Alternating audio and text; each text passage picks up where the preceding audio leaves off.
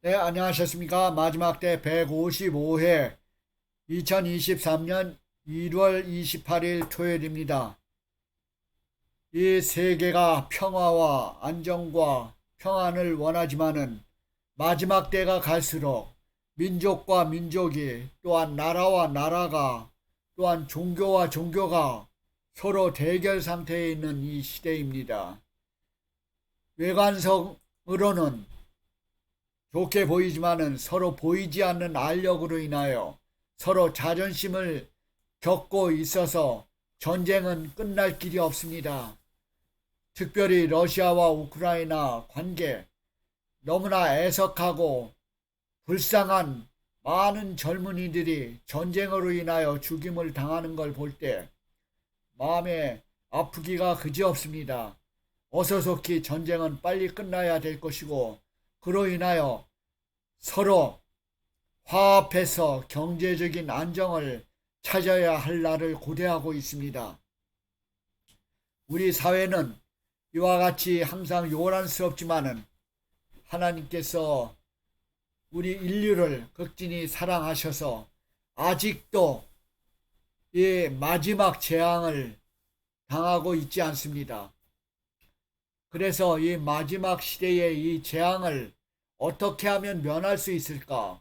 그 경고하는 의미에서 저는 이 시간을 여러분들에게 간곡히 경고하고 알려드리고 어떻게 하면 이 재앙에서 벗어날 수 있을까를 말씀드리고자 합니다. 계시록 13장, 16장 13절로 14절을 보면은 지금 여섯째 재앙을 하고 있는데요. 지난번에 16장 12절에 잠깐 이 말씀을 드렸습니다. 큰 강 유브라데스 강이 강물이 말라서 동방에서 오는 왕들이 길에 예비되었더라. 이 말씀을 잠깐 제가 드렸지만은 좀 이해가 좀 안 가는 듯 해서 다시 한번 말씀을 드리려고 합니다. 큰 강 유브라데스 강은 고대 바벨론 성의 가운데를 가름하고 있던 유브라데스 강입니다.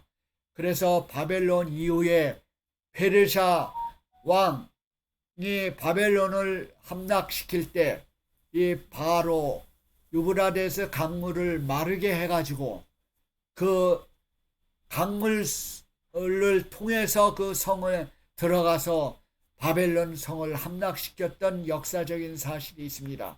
그게 고레스 왕이죠. 바로 고레스 왕이 동쪽에 있었습니다. 그래서 동방에서 그런 역사적인 동방에서 일으킨 고레스 왕이 유브라데스 강을 통해서 그 물을 마르게 해서 그 밑으로 통과해서 바벨론 나라를 함락시켰던 그 역사적인 상황이 이 계시록에 나오고 있습니다. 그런데 이 계시록에서 말씀드리는 것은 그런 고대 바벨론을 상징적으로 말씀을 드리면서 여기에는 영적으로 이 동방에서 오는 왕은 바로 예수 그리스도를 상징하는 의미에서 말씀을 드리고 있는 것입니다. 그 당시에 바벨론이 마른 것처럼 오늘날 현대에도 이 시대에도 유브라데스 강이 마른 상태에서 동방에서 오는 왕은 바로 예수 그리스도를 상징하고 있는 것입니다. 바로 이 예수 그리스도와 그의 무리들을 상징하고 있는 경우입니다. 그래서 동방에서 오는 그 왕을 고레스가 바로 예수 그리스도를 상징했던 것이죠. 하나님의 보호자는 계시록 7장 2절에 하나님의 보호자는 동쪽에 있습니다. 그래서 동방을 상징하는 것으로 볼 때 하나님의 보호자는 동방에서 오는 예수 그리스도를 상징하고 있습니다.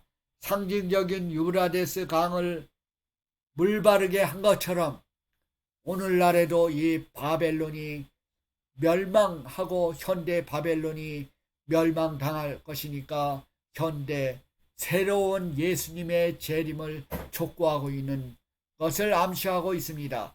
16장 13절로 14절에는 세 가지 새가 아니고 세 가지의 더러운 영입니다. 바로 세 더러운 영은 바로 첫째는 용의 입이고 두 번째는 짐승의 입이고 세 번째는 거짓 선지자의 입입니다.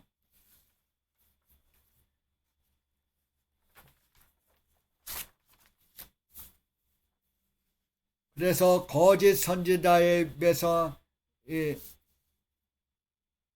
새로운 새 영이 나오는데 저희들은 귀신의 영이라 이적을 행하여 온 천하 임금들에게 가서 하나님 곧 전능하신 이의 큰 날에 전쟁을 위하여 모으더라.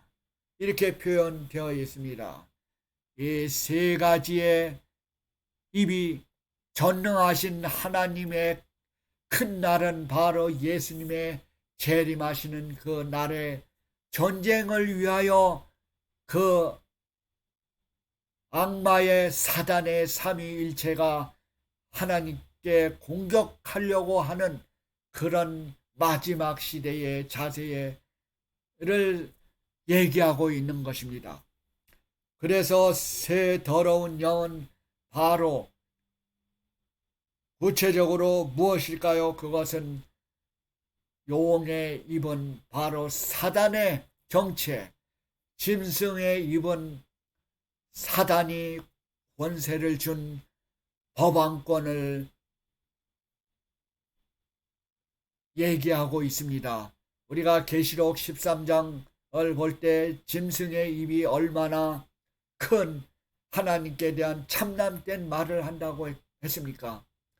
또한 우리가 배운 것처럼 또한 짐승과 우상에게 생기를 주어 할 때 거짓 선지자들의 입, 거짓 선지자의 입은 많은 하나님을 배신한 그 강신술이라든지 기적을 행한다고 하는 거짓 선지자들, 거짓 하나님을 배신한 종교 단체의 지도자들을 얘기하고 있어요.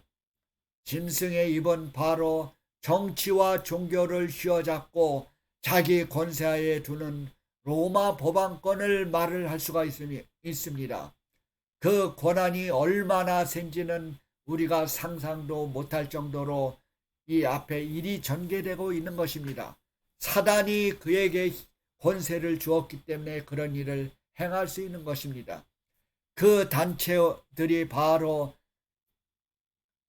하나님을 대항해서 예수님이 재림하시는 순간에 전쟁을 위하여 힘을 다하여 발악을 하고 모은다는 얘기입니다. 이게 바로 여섯째 인이 떼실 때 이런 일이, 여섯째 재앙이 대접이 쏟아질 때 이런 일이 벌어진다는 것입니다. 그러면은 여섯째 인에 또한 16장 15절에 내가 도적같이 오리니, 바로 여섯째 인과 일곱째 인 사이에 예수님께서 오실 것을 또 강조하고 있습니다. 내가 올 때는 도적같이 오리니 누구든지 깨어 자기 옷을 지켜 벌거벗고 다니지 아니하며 자기의 부끄러움을 보이지 아니하는 자가 복이 있도다. 바로 예수님께서 오실 때는 대적 도적같이 오리니, 이 바로 도적으로 비유된 것은 예측할 수 없는 것처럼 재림의 시간도 예측할 수 없고 아무도 모른다고 했습니다. 성경에는 예수님께서 마태복음 24장에도 하늘의 천사들도 아들도 모르고 오직 아버지만 재림하는 날을 아신다고 하셨습니다. 바로 때와 기한은 아버지께서 자기의 권한에 두셨으니 너희의 알 바가 아니다 라고 사도행전 1장 7절에는 말씀했습니다. 바로 예수님의 재림은 예측할 수 없는 날이기 때문에 도적같이 온다고 표현했습니다. 도적같이 온다는 것은 우리가 깨어서 준비해야 할 필요가 있다는 것을 얘기하고 있습니다. 그래서 바로 깨어서 있다는 것은 다시 말하면은 우리가 매일매일 생활이 살아서 행동하는 그런 자세를 얘기하고 있어요. 우리의 생활화가 되어서 예수님을 믿음으로 구원하는다는 것을 우리의 말과 행실에 나타나야 할 것을 얘기하고 있습니다. 우리가 말로 아무리 겉으로 외관상으로 번드름하게 예수님을 믿습니다 하지만은 우리의 생활이 순종하지 않는 생활이 되면은 그 말도 헛것이 되겠죠. 그래서 예수님을 맞이하기 위해서 깨어서 있다는 것은 바로 데살로니가전서 5장 6절에도 다른 이들과 같이 자지 말고 오직 깨어서 근신하라. 이 사도 바울의 한 권면의 말씀입니다. 이것은 바로 좀 전에 얘기한 것처럼 매일의 삶이 움직이는 그 신앙의 삶, 바로 매일매일의 생활을 얘기하고 있어요. 이게 쉬지 않고 기도하는 일이고 쉬지 않고 우리의 믿음을 지키는 일이 아닙니까? 그래서 여기에 16장 16절에 세 명의 영이 세 영, 위에서 13장 14절에 나오는 그 영이 반복되고 있어요. 세 가지 영이 히브리어로는 아마겟돈이라 하는 곳으로, 바로 히브리어로 아마겟돈이라고 하는 그 곳으로 왕을 모으더라.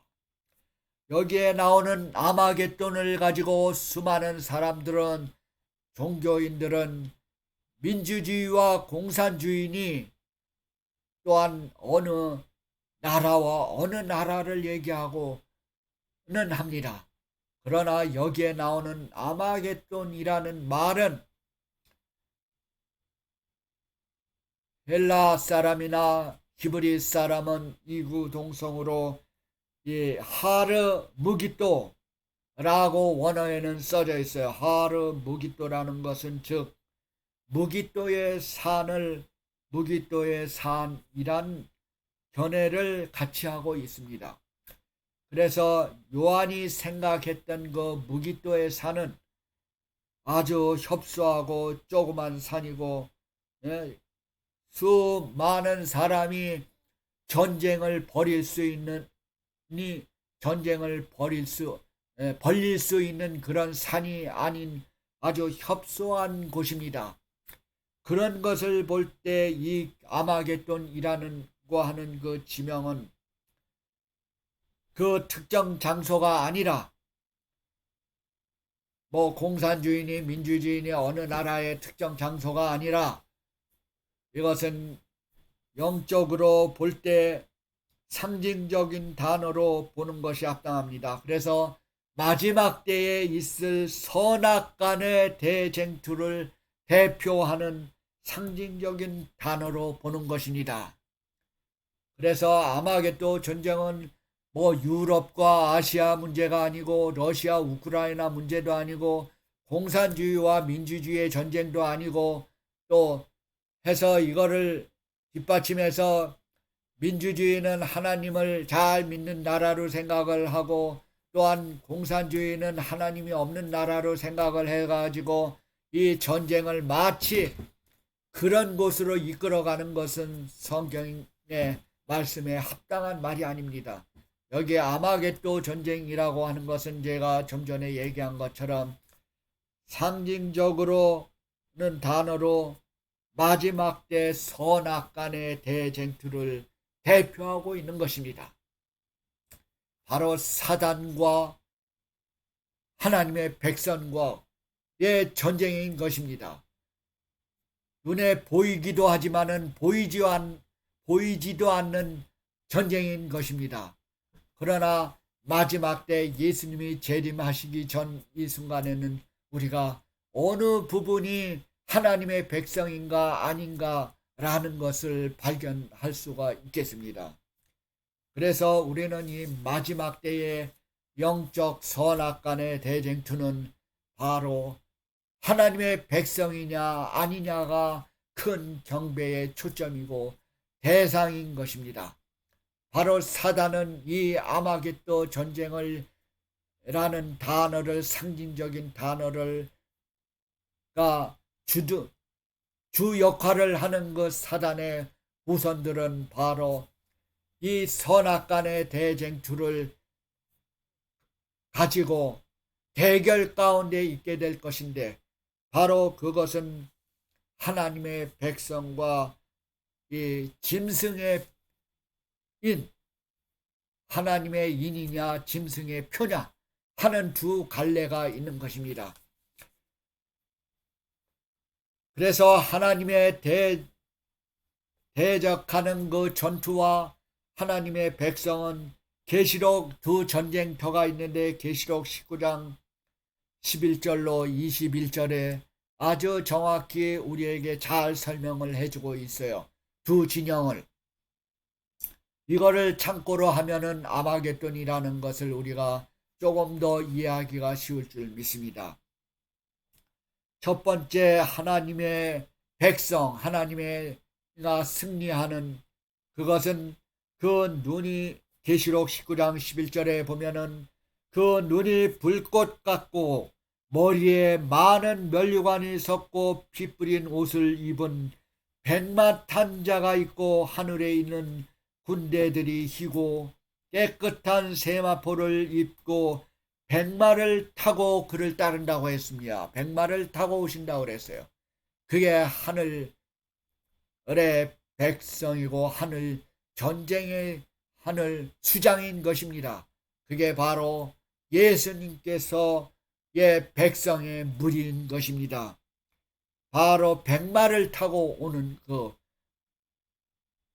그와 반대로 그때에 19장 19절에 또 이렇게 나와 있어요. 그때 짐승과 땅의 임금들과 여러분이 짐작을 할 수 있겠죠. 짐승은 그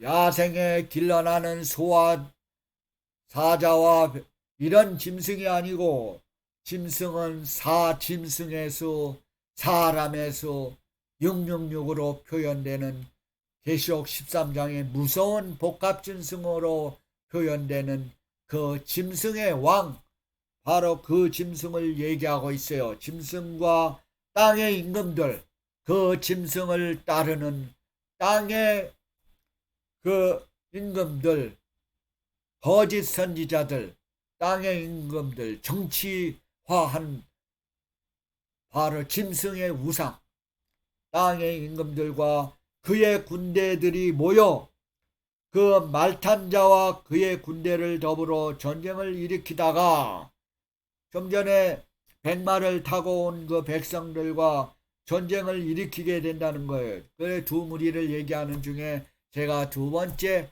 그 짐승과 임금들의 무리를 지금 읽고 있는 것입니다. 그 군대도 더불어 전쟁을 일으키다가 짐승이 잡히고 그 안에 이적을 행하던 거짓 선지자들도 함께 잡혔으니 이들이 산채로 유황불을 붓는 못에 던지웠다. 바로 이 멸망을 얘기하고 있는 것입니다. 마지막 때에 이 두 진영이 바로 아마겟돈이라고 하는 것으로 전쟁이 판가름 되는 것을 표현을 하고 있는 것입니다. 지금까지 오늘은 6째 지구 종말의 마지막 6째 재앙을 말씀을 드렸습니다. 이와 같이 우리에게 더 이상 다른 재앙이 없는 인류 지구 종말의 재앙을 말씀을 드리고 있어요. 그래서 우리는 이 재앙이 오기 전에 우리는 깨어서 준비하고 하나님의 백성의 자녀로서 가담할 수 있는 그 길이 바로 이 재앙을 이겨낼 수 있는 길인 것입니다. 어느 백신도 없습니다. 바로 이 재앙은 인간이 으로서는 도저히 이겨낼 수 없는 재앙인 것입니다. 그래서 우리는 더욱더 이 마지막 때가 다가올수록 하나님께 충성하면서 그 백성이 되시기를 바랍니다. 다가오는 일주일 동안도 하나님의 사랑과 예수님의 은혜와 성령의 교통하심이 여러분과 여러분 가정에 함께 임하시게 되기를 간절히 바랍니다. 감사합니다. 시청하여 주셔서요.